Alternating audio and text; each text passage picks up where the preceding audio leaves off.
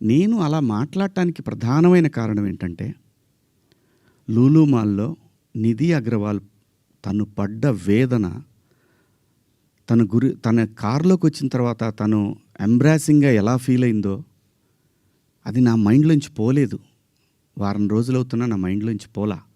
ఆ తర్వాత ఇమ్మీడియేట్‌గా సమంత గారి మీద.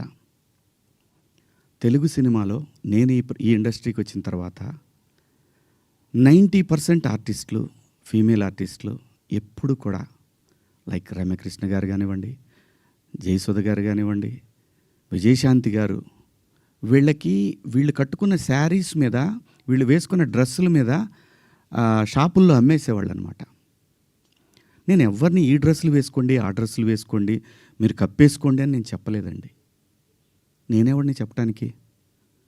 సమాజంలో ఏ రుగ్మత వచ్చినా కానీ సమాజం సినిమా వల్ల చెడిపోతుంది, మీరు వేసుకునే డ్రెస్సుల వల్ల చెడిపోతుంది, మీ సినిమా వల్లనే ఈ ప్రపంచం నాశనం అవుతుందనే మాటలు వింటూ ఉన్నాం. కాబట్టి తరచూ ఇక్కడే బతికి, ఇక్కడే నా కుటుంబాన్ని ముందుకు తీసుకెళ్తూ, నా పిల్లల్ని చదివించుకుంటూ, ఇక్కడొచ్చిన డబ్బులతో చదివించుకుంటూ, సినిమాని ఎవరు అనకూడదు అనే పంతాలో మనం ఎందుకు వాళ్ళకి అవకాశం ఇవ్వాలనేటటువంటి ఆలోచనతోటి నేను ఆ సందర్భంలో వచ్చిన మాటలు